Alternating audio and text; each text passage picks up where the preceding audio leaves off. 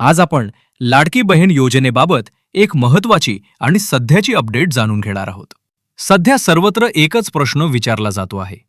February आणि मार्च महिन्याचे पैसे कधी मिळणार आणि ज्यांचे मागील हप्ते बाकी आहेत त्यांचं पुढे काय होणार?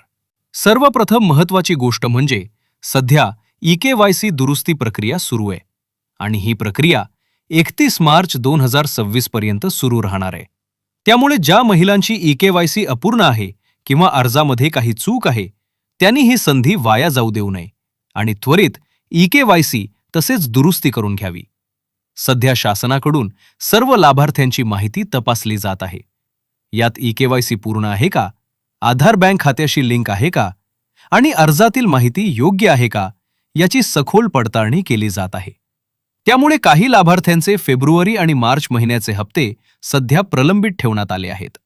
महत्त्वाची बाब म्हणजे हे हप्ते बंद करण्यात आलेले नाहीत, तर ते फक्त पडताळणी पूर्ण होईपर्यंत होल्डवर ठेवण्यात आले आहेत. आता एक महत्त्वाचा अपडेट समोर येतो आहे. काही महिलांनी EKYC दुरुस्ती पूर्ण केल्यानंतर त्यांना जानेवारी महिन्याचा हप्ता मिळाल्याचे दिसून आले आहे.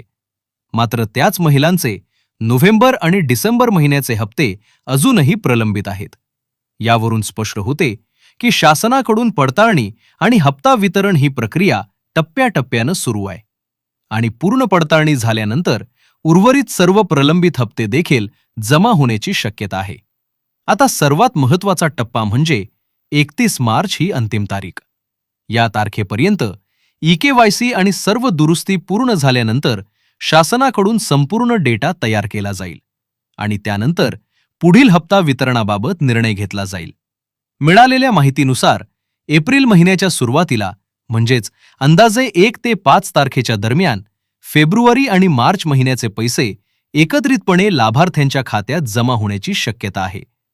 तसेच ज्यांचे नोव्हेंबर, डिसेंबर किंवा इतर हप्ते प्रलंबित आहेत त्यांनाही टप्प्याटप्प्यानं पैसे मिळण्याची शक्यता नाकारता येत नाही.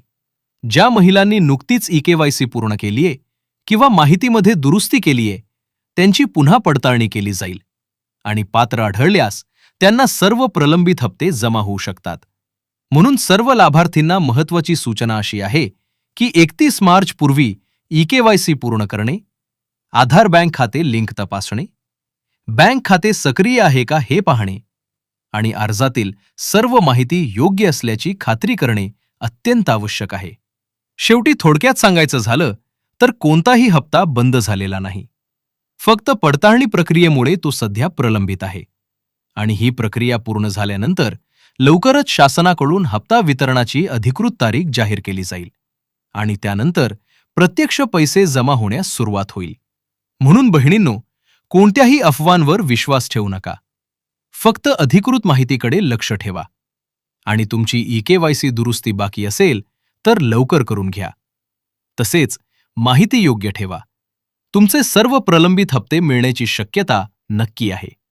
अशाच महत्त्वाच्या माहितीसाठी व्हिडिओला लाईक, शेअर आणि सबस्क्राईब करा.